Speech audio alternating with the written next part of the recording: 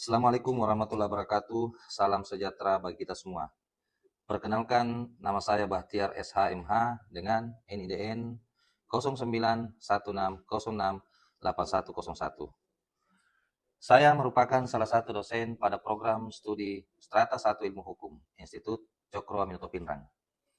Pada kesempatan kali ini, izinkan saya memaparkan pernyataan deskripsi diri unjuk kerja Tridharma Perguruan Tinggi atau PDD UKT PT di bidang pengajaran sebagai salah satu syarat dalam proses sertifikasi dosen tahun 2026. Mata kuliah yang menjadi spesialisasi dan fokus pengajaran saya adalah Hukum Acara Pidana yang merupakan mata kuliah wajib berbobot 3 SKS dan diberikan pada semester 4. Fokus utama mata kuliah ini adalah membekali mahasiswa dengan pengetahuan komprehensif serta keterampilan praktis mengenai hukum pidana formil. Mahasiswa diajak untuk memahami secara mendalam tata cara negara melalui aparat penegak hukum dalam mencari kebenaran material, mulai dari tahap penyelidikan, persidangan hingga eksekusi yang berlandaskan pada Undang-Undang Nomor 20 Tahun 2025 KUHP. Dalam proses belajar mengajar saya menerapkan pendekatan delivery, interaction, dan assessment atau biasa disingkat dengan metode DIA. Yang pertama, terkait delivery atau penyampaian materi. Pendekatan yang saya gunakan menitikberatkan pada keseimbangan antara pemahaman teoritis dan analitis praktis. Selain merujuk langsung pada literatur dari para pakar hukum acara pidana seperti M. Yahya Harahap dan Andi Hamzah, serta peraturan perundang-undangan terbaru. Saya secara konsisten menggunakan metode case method. Mahasiswa tidak hanya menghafal pasal, tetapi dilatih membedah anatomi kasus-kasus pidana secara nyata. Yang kedua, aspek interaction atau interaksi. Saya menerapkan metode student-centered learning. Ruang kelas saya rancang menjadi ruang diskusi dua arah yang sangat interaktif. Menggunakan metode problem-based learning, saya sering menyajikan skenario kasus hukum. Di sini, mahasiswa saya dorong untuk berdebat, saling mengkritisi prosedur hukum, dan merumuskan argumentasi legal secara pro dan kontra, layaknya seorang praktisi hukum. Kemudian yang ketiga, asesmen atau sistem penilaian, evaluasi saya lakukan secara transparan, objektif, dan struktur berdasarkan rencana pembelajaran semester atau RPS yang telah disepakati sejak awal perkuliahan. Penilaian mencakup penugasan, penyusunan draft hukum, keaktifan diskusi, ujian tengah semester, hingga ujian praktik simulasi persidangan atau moot court di akhir semester. Sebagai gambaran nyata, pelaksanaan Tridharma di bidang pengajaran, setelah ini Anda akan menyaksikan cuplikan video pengajaran tatap muka saya pada pertemuan ketiga mata kuliah hukum acara pidana. Pada sesi tersebut, sub pencapaian pembelajaran yang dituju adalah agar mahasiswa mampu membedakan status serta hak-hak konstitusional, serta tersangka, terdakwa, dan terpidana. Melalui analisis kasus pelanggaran prosedur penangkapan, mahasiswa dilatih memahami betapa krusialnya hak atas bantuan hukum dan prinsip praduga tak bersalah dalam sistem peradilan pidana kita. Demikian paparan deskripsi saya dalam bidang pengajaran. Semoga cuplikan video pembelajaran berikut dapat memberikan gambaran utuh mengenai dedikasi dan metode pengajaran yang saya terapkan di Institut Cokro Aminoto Pinrang. Bismillahirrahmanirrahim.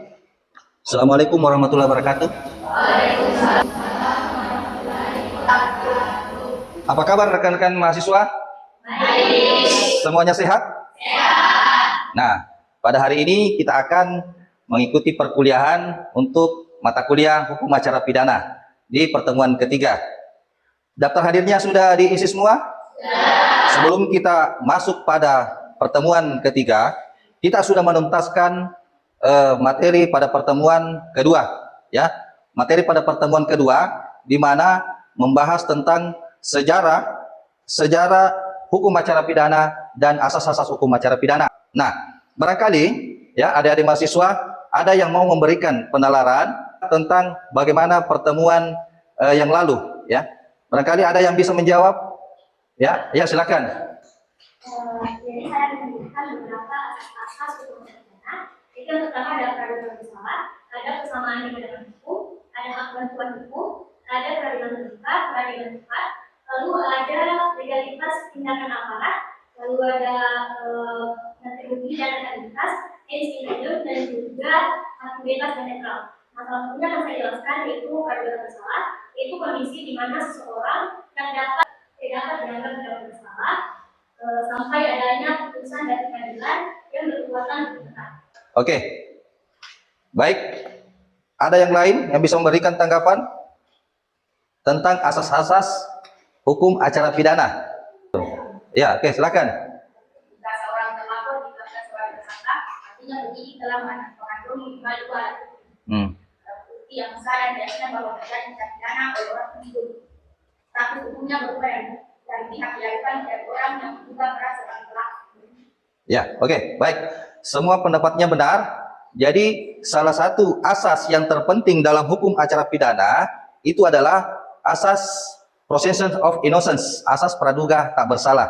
Nah, inilah nanti yang akan kita kupas, ya, kupas di dalam pertemuan ketiga.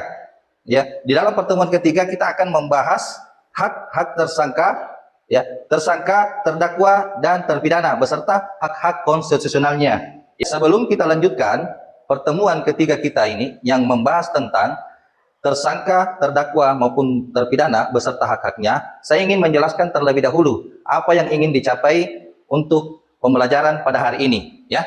Ya, yang pertama, untuk komponen sikap. Mahasiswa diharapkan mampu menjunjung tinggi nilai kemanusiaan, bertakwa kepada Tuhan Yang Maha Esa serta menginternalisasi norma dan etika akademik, ya. Kemudian yang kedua, komponen pengetahuan dan keterampilan. Mahasiswa mampu memformulasikan permasalahan hukum berdasarkan konsep materi, menerapkan pemikiran logis dan kritis, serta mampu menerapkan ilmu hukum untuk menghasilkan keputusan kepastian dan berkeadilan dan bermanfaat bagi masyarakat luas. Ini secara umum. Sedangkan untuk secara khususnya, khusus untuk materi pada pertemuan ketiga ini yang diharapkan mahasiswa dapat mendefinisikan, membedakan subjek hukum, tersangka, terdakwa, dan terpidana. Kemudian mengidentifikasi hak-hak konstitusional tersangka, terdakwa dalam peradilan. Dan yang terakhir, menyelesaikan studi kasus terkait pelanggaran dalam penyelidikan, ya, pelanggaran hak asasi manusia dalam penyelidikan. Nah, jadi sebelum saya masuk pada materi, ya, saya ingin menguji nalar hukum rekan-rekan mahasiswa. Ya, bagaimana ketika orang yang tadinya terlapor lalu kemudian ditetapkan tersangka, ya, kenapa bisa terjadi demikian? Ada yang bisa memberikan tanggapan? Ya, silakan. Melakukan tindak pidana berdasarkan bukti permulaan yang cukup selama proses penyidikan oleh polisi atau jaksa. Yang kedua, terdakwa, tersangka yang berkas perkaranya sudah dilimpahkan ke pengadilan untuk dituntut, diperiksa, dan diadili dalam persidangan. Yang ketiga itu terpidana, terdakwa yang telah diputus bersalah oleh hakim dan hukuman pidananya telah memiliki kekuatan hukum tetap. Jadi seseorang yang ditetapkan sebagai terlapor, kemudian dia ditetapkan sebagai tersangka, itu yang syarat utama yang harus dipenuhi adalah setelah terpenuhi 2 alat bukti, ya. Sebelum undang-undang baru ya terbit, kita masih menggunakan undang-undang lama, itu hanya memberikan orang kemudian ditetapkan sebagai tersangka setelah ada bukti permulaan yang cukup. Tetapi dengan hadirnya undang-undang baru, Undang-Undang Nomor 20 Tahun 2025, barulah kemudian seseorang yang tadinya sebagai terlapor kemudian ditetapkan sebagai tersangka itu minimal 2 alat bukti yang cukup. Ya, adik-adik sekalian.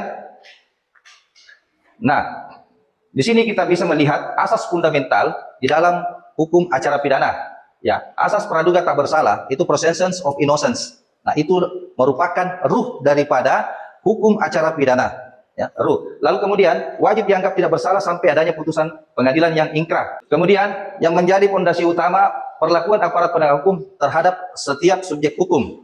Jadi dengan hadirnya undang-undang yang baru, ya, orang yang terlibat dengan kasus pidana itu tidak lagi dianggap sebagai objek atau inquisitor. Tapi yang sekarang ini dengan undang-undang yang baru itu menempatkan seseorang itu sebagai subjek hukum, ya, atau requisitor. Karena tidak menghargai hak asasi manusia. Ya. Nah, lalu kemudian tadi ada yang memberikan tanggapan ya, yang sangat luar biasa mengenai seseorang yang tadinya sebagai terlapor itu bagaimana kemudian ditetapkan sebagai tersangka. Nah, mari kita melihat bagaimana seseorang terlapor itu ditetapkan sebagai tersangka. Nah, berdasarkan pasal 1 angka 28 Undang-Undang Nomor 20 Tahun 2025, seseorang karena perbuatannya atau keadaannya patut diduga sebagai pelaku tindak pidana berdasarkan ya dua alat bukti yang cukup. Kalau kita merujuk pada undang-undang yang lama, KUHP yang lama, itu ada 5 alat bukti yang diatur di dalam pasal 184. Ya. Jadi ada 5.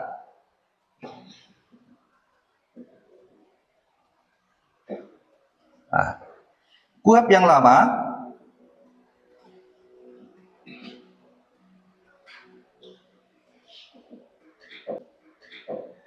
sedangkan KUHP yang baru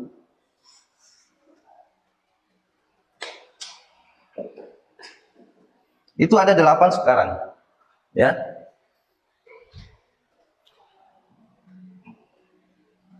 Itu pasal 184 KUHP.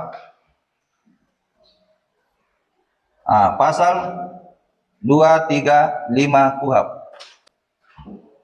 Nah, untuk menetapkan seseorang sebagai tersangka itu minimal 2 alat bukti.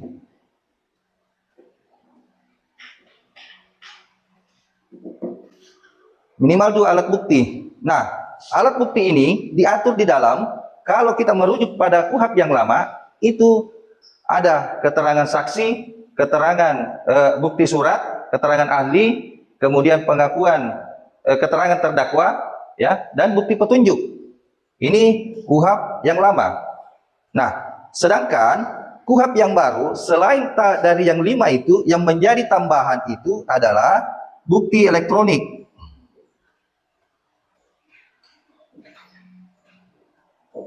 Bukti elektronik, lalu kemudian pengamatan hakim,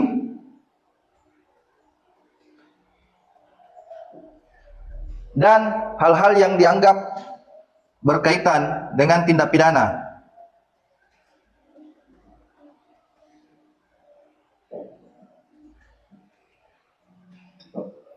Nah, ini yang menjadi tambahan.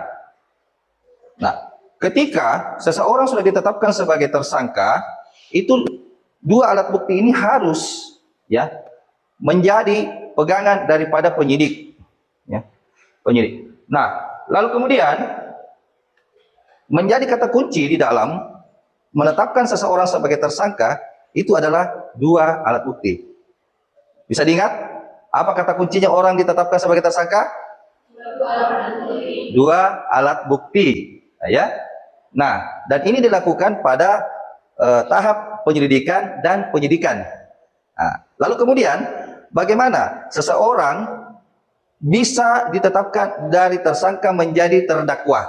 Nah, mari kita lihat di dalam pasal 1 angka 29 dijelaskan, ya, terdakwa adalah merupakan seseorang tersangka yang dituntut, diperiksa dan diadili di dalam persidangan. Jadi ini ranah pengadilan, pemeriksaan di pengadilan. Ya, setelah selesai proses penyidikan, lalu kemudian dilimpah dalam proses penuntutan, lalu kemudian diproses di pengadilan melalui pemeriksaan di persidangan. Lalu disitulah kemudian orang ditetapkan menjadi terdakwa, ya. Nah, dalam orang ditetapkan sebagai terdakwa, yang menjadi kata kunci di situ adalah proses pemeriksaan di depan sidang pengadilan. Selanjutnya, bagaimana seseorang baru berubah statusnya dari terdakwa menjadi terpidana. Nah, seseorang ditetapkan sebagai terpidana itu setelah perkara yang dihadapi itu mendapat putusan dari pengadilan yang sudah berkekuatan hukum, atau biasa disebut dengan ingkrah van de Wijde. Ya, seperti itu. Mengenai alat bukti, nanti kita akan masuk pada pertemuan-pertemuan berikutnya. Ya, Oke.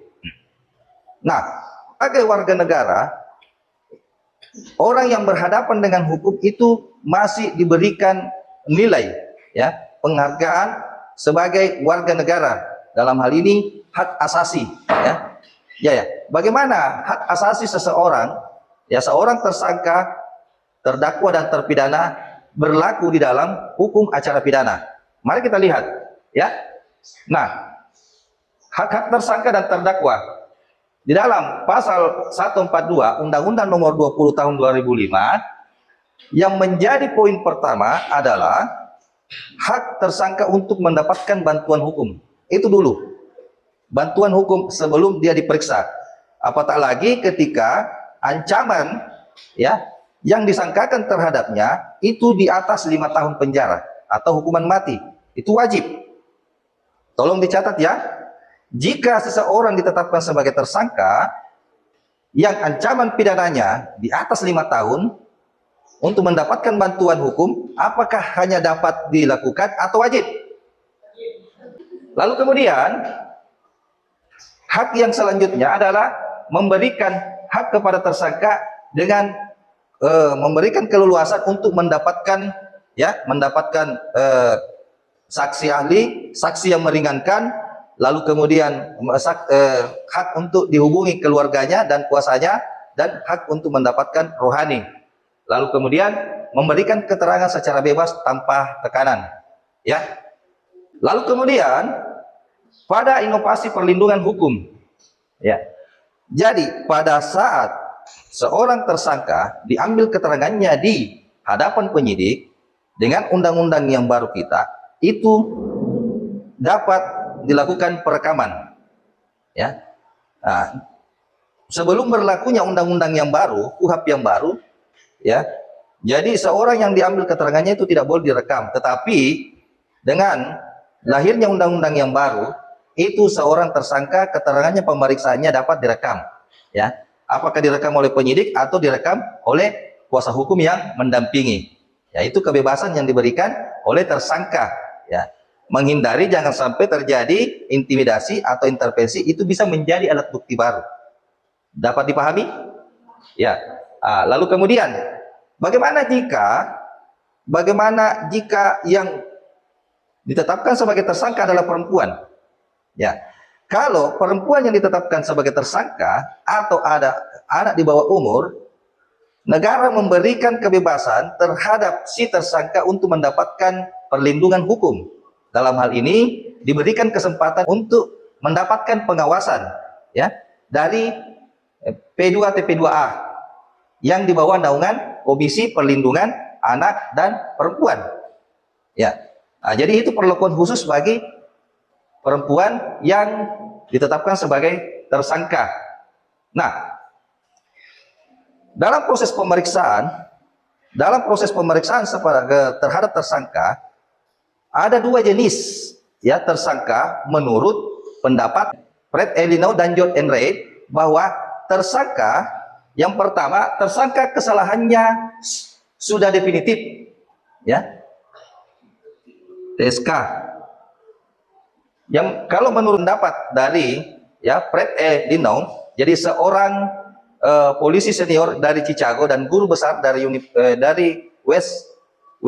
Northwestern University, ya, dia menjelaskan bahwa tersangka itu ada dua. Yang pertama, kesalahannya sudah pasti.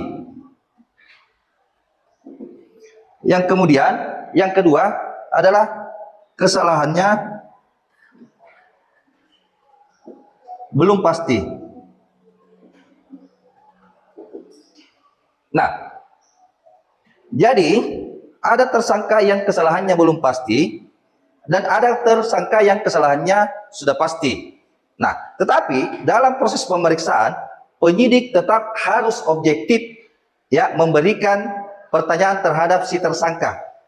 Objektif, dan menganggap bahwa tersangka itu sudah melakukan namanya kesalahan, walaupun itu belum pasti. Satu contoh kasus, ya, ada perkara yang pernah saya tangani, itu kasus pencabulan, ya. Sejak penyelidikan hingga penyidikan, dia tidak pernah mengakui perbuatannya. tetapi dalam perjalanannya dia tetap diproses dan diadili di pengadilan. Tetapi di akhir perkara tersebut, ya tadinya si tersangka sebagai pelaku tindak pidana pencabulan itu divonis bebas, ya. Jadi walaupun tidak mengakui kesalahannya, tetapi mulai penyidik, jaksa penuntut umum, ya, berkeyakinan bahwa pelakunya telah melakukan suatu tindak pidana, maka nantilah pengadilan yang menentukan apakah si tersalah itu benar melakukan tindak pidana atau tidak. Bisa dipahami ya? Jadi itulah tadi materi kita hari ini. Seru atau tidak? Oke.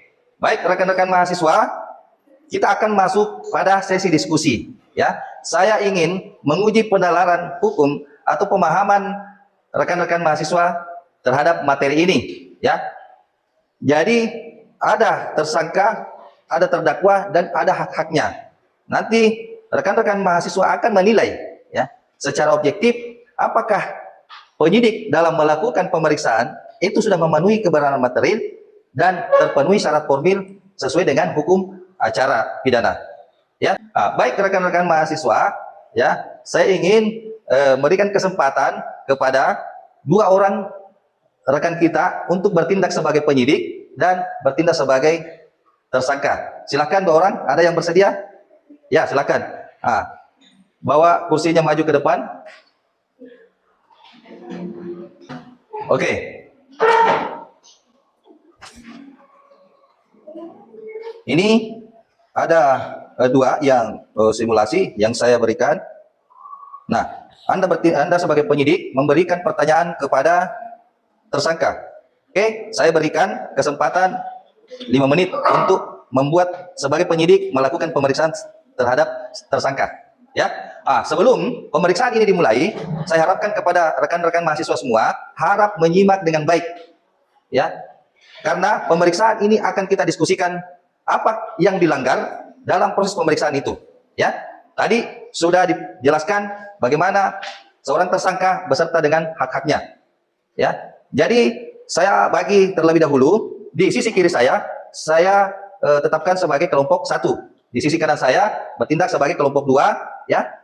Dan di hadapan saya sebagai kelompok 3. Nah, untuk kelompok 1, dia akan mempertahankan argumentasi daripada penyidik, ya, mempertahankan kebenaran material atau pro terhadap penyidik. Jadi silakan nanti kelompok 1 menyampaikan argumentasi hukumnya terhadap apa yang diperiksa oleh penyidik. Bisa dipahami ya?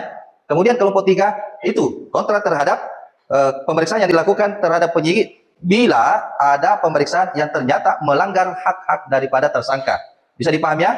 Sedangkan kelompok ketiga itu sebagai penengah, ya, menengah memberikan pencerahan kepada kelompok 1 dan 2 apa yang sudah dilakukan oleh penyidik dan tersangka. Oke, waktu 5 menit untuk melakukan pemeriksaan. Setelah itu nanti kelompok 1, 2, dan 3 silakan berdiskusi. Silakan disimak dengan baik. Silakan. Apakah saudara hari ini dalam keadaan sehat jasmani dan rohani serta bersedia memberikan keterangan yang sebenar-benarnya? Ya, saya biasa membantu, saya bersedia memberikan keterangan. Apakah saudara mengerti dan memahami seluruh hak-hak saudara tersebut? Ya, saya mengerti. Mengingat ancaman pidana atas kasus yang disangkakan kepada saudara di atas 5 tahun penjara, saudara berhak didampingi oleh penasehat hukum. Apakah saudara didampingi penasehat hukum saat ini? Oke, sudah selesai. Jadi teman-teman semuanya, jadi demikian, beginilah proses pemeriksaan penyidikan di kepolisian, ya, terhadap tersangka. Jadi silakan setelah disimak, ya, silakan kembali ke mejanya. Sudah dipahami apa yang disampaikan tadi pada saat pemeriksaan penyidik terhadap tersangka? Oke, saya kasih waktu 10 menit untuk berdiskusi. Silakan merumuskan argumen rekan-rekan mahasiswa semua dari apa yang sudah disajikan tadi. Jadi sebagai gambaran awal bahwa ini adalah tindak pidana pencurian dengan kekerasan di mana diancam dengan pasal 479 KUHP yang baru. Ya, silakan berdiskusi. Untuk rekan-rekan, ya, untuk mendapatkan referensi, apakah membawa smartphone semua? Oke, silakan digunakan dengan maksimal untuk mendapatkan rujukan atau referensi.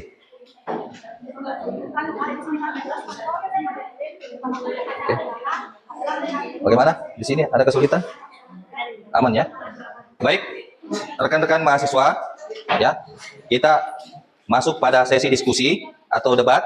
Jadi silakan mempertahankan argumentasi hukumnya masing-masing. Ya, untuk kelompok 1 mendukung pemeriksaan penyidik, kelompok 2 menolak pemeriksaan penyidik, dan kelompok ketiga itu memberi tanggapan menengahi perdebatan daripada kedua kelompok. Silakan dimulai dari kelompok 1 dulu. Oke. Terima kasih kepada Bapak dosen. Kami dari kelompok 1 berdiri pada posisi mendukung penyidik untuk melanjutkan pemeriksaan dan pertangkap GAP. Dan untuk secara regulasi dan asas, tujuan utama hukum acara pidana adalah mencari suatu kebenaran material, bukan sekedar kebenaran formil. Jika tersangka HS telah mengakui kesalahannya dan perbuatannya secara sukarela dan bersesuaian dengan alat bukti, maka pengakuannya adalah fakta materi yang tidak bisa diabaikan begitu saja hanya karena kesalahan administratif penyidik. Sekian. Ya, oke, silakan kelompok 2. Apa yang mau ditanggapi? Kami dari kelompok 2 menolak keras argumentasi kelompok 1. Tindakan penyidik tersebut jelas merupakan pelanggaran berat terhadap hak asasi manusia dan due process of law. Mengapa demikian? Secara regulasi, Undang-Undang Hukum Acara Pidana kita sangat tegas berdasarkan pasal 5 ayat 1 Kuhap yang lama dan pasal 142 Kuhap yang baru.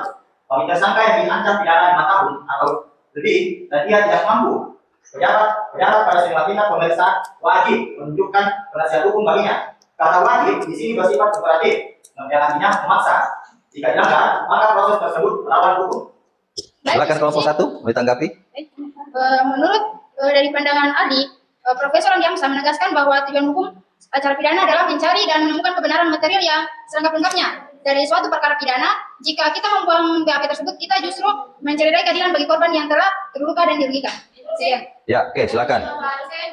Saya perlu diketahui bahwa kami daripada Presidensi Mahkamah Republik Indonesia nomor 155 garis dari 1991 tertanggal 6 September tahun 1993. Dalam putusan tersebut, Mahkamah secara tegas menyatakan bahwa pemeriksaan penyidikan terhadap tersangka yang diancam pidana di atas 5 tahun tanpa ada diperiksa hukum mengakibatkan pihak tersebut cacat hukum dan batal demi hukum. Kemudian perlu diketahui juga bahwa menurut pandangan ahli yakni Muhammad Yahya dalam bukunya Pembahasan Permasalahan dan Penerapan KUHP dinyatakan bahwa pelanggaran terhadap pasal 5 KUHP bukanlah pelanggaran administrasi biasa, melainkan pelanggaran esensial. BAP yang dihasilkan dari proses yang melanggar hak asasi tersangka adalah dokumen yang tidak memiliki nilai pembuktian alias null and void. Keadilan tidak bisa dicapai dengan cara melanggar hukum. Nah, jika disesuaikan dengan KUHP yang baru hasil revisi. Berikan kesempatan kepada kelompok 3 untuk memberikan tanggapan dari 2 kelompok. Ya, silakan. Siapa yang mau? Ya, silakan. Terima kasih atas argumen dari kelompok 1 dan kelompok 2. Kami dari kelompok 3 akan menengahi perdebatan ini dengan mencari titik temu antara model pengadilan kejahatan dari kelompok 1 dan model proses hukum yang adil dari kelompok 2. Kami sepakat dengan kelompok 2 bahwa secara formil PAP keterangan tersangka AS tersebut adalah catatan hukum dan batal demi hukum. Karena pelanggaran pasal di mana ayat 1 KUHP yang lama atau pasal 142 huruf B dan huruf G KUHP yang baru. Jurisprudensi MA sangat jelas mengenai hal ini. Hukum formil ada justru untuk membatasi kesewenangan negara. Oke. Sudah cukup ya? Luar biasa 3 kelompok. Kita aplaus untuk diri kita semua. Ya. Jadi demikian tadi diskusi atau debat kita hari ini. Ya, saya sangat bangga dengan kalian karena telah memahami materi ini, ya, di mana orang ditetapkan sebagai tersangka, orang ditetapkan sebagai terdakwa, dan kemudian terpidana, ya, harus juga memperhatikan hak-hak konstitusional yang ada padanya, ya, luar biasa. Jadi saya mendukung daripada kelompok 2 dan 3 atas tanggapan yang diberikan bahwa benar, ya, melalui 2 proses of law, orang harus dihargai, ya, hak hukumnya harus dihargai sebagaimana yang dituangkan di dalam hukum acara pidana, ya, syarat-syarat yang harus dipenuhi. Jadi sebelum memberikan pertanyaan, bila mana sebagai penyidik, ya, bila mana sebagai penyidik harus memberitahukan terlebih dahulu hak-hak daripada tersangka, ya, sebelum membuat pertanyaan-pertanyaan terkait dengan materi daripada apa yang dipersangkakan terhadap si tersangka, ya. Sangat luar biasa sekali. Anda sudah terlihat seperti seorang praktisi hukum yang handal. Saya kira itu rekan-rekan mahasiswa. Demikian untuk pertemuan ketiga hari ini. Ya, kita akan melanjutkan pada pertemuan berikutnya dengan pokok bahasan, ya, awal atau proses awal hukum acara pidana. Cukup dipahami materi kita pada hari ini? Ya, saya kira demikian. Terima kasih atas perhatian daripada rekan-rekan mahasiswa semua. Ya, semoga kita menjadi mahasiswa yang mampu menganalisis semua perkara-perkara atau kasus perkara yang kita hadapi, baik di dalam lingkungan kampus maupun di luar. Terima kasih. Assalamualaikum warahmatullahi wabarakatuh.